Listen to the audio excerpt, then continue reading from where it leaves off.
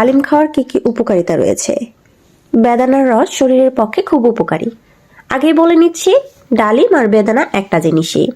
বেদানায় fibre, vitamin K, C এবং B, iron, potassium, zinc এবং omega 6 fatty acid এবং অন্যান্য অনেক পুষ্টিগুণ থাকে। আসুন বিস্তারিত আলোচনায় আসা যাক। বেদানার স্বাস্থ্য সংক্রান্ত অনেক সমস্যা দূরে রাখতে সাহায্য করে। স্বাস্থ্যের জন্য এত উপকারী হওয়া সত্ত্বেও অনেকেরই বেদানা বা ডালিম খাওয়া এড়িয়ে চলা উচিত, কারণ কখনো কখনো কারোর ক্ষেত্রে বেদানা মারাত্মক হতে পারে।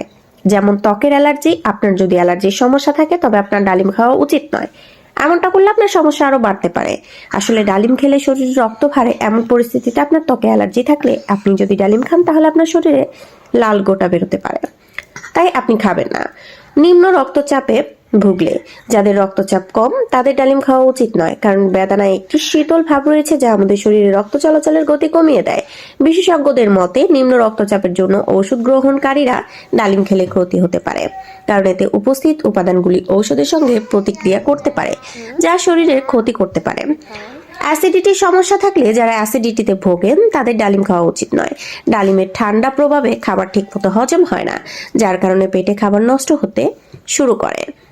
কাশিতে ভুগলে, বেদানা ঠান্ডা প্রকৃতির, তাই কাশিতে আক্রান্ত ব্যক্তিদের এটি খাওয়া উচিত নয়। এই ধরনের লোকেরা যদি প্রচুর পরিমাণ ডালিম খান তবে তাদের সংক্রমণের ঝুঁকি বাড়ে। কোষ্ঠকাঠিন্য ও গ্যাসের সমস্যা থাকলে, যারা কোষ্ঠকাঠিন্যের সমস্যায় ভুগছেন তাদেরও ডালিম খাওয়া উচিত নয়। বেদানার অত্যাধিক সেবনে হজম ব্যবস্থার সমস্যা হতে পারে। এছাড়া যাদের গ্যাসের সমস্যা আছে তাদেরও ডালিম খাওয়া উচিত নয়, কারণ ডালিমের ঠান্ডা প্রভাবে এটি ঠিকমতো হজম হয় না। মানসিক রোগের ওষুধ সেবন করলে, মানসিক রোগে আক্রান্ত যেসব রোগীরা তারা নিয়মিত মানসিক রোগের জন্য ওষুধ খান তাদের জন্য বেদানা প্রায় বিষের সমান। সো এই দিকগুলো আপনারা বিবেচনা করে যারা ওষুধে মেনটেন করছেন তারা অবশ্যই ডালিম খাবেন না।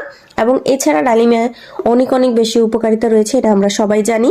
সো সেই ক্ষেত্রে যদি আপনারা কেউ ভিডিও চান অবশ্যই কমেন্ট করবেন, এবং সম্পূর্ণ ভিডিওটি দেখার জন্য আপনাকে অনেক ধন্যবাদ।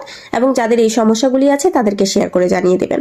আর মূল কথাটি হচ্ছে যে কোনো জিনিসই আসলে বেশি সেবন করা কখনোই উত্তম কাজ নয়, এবং অভ্যাসে পরিণত করাও কখনোই ভালো কাজের দিক হতে পারে না। সো সবাই ভালো থাকবেন, সুস্থ থাকবেন। অন্য কোনো তথ্য বিষয়ক ভিডিও চাইলে অবশ্যই কমেন্ট করবেন।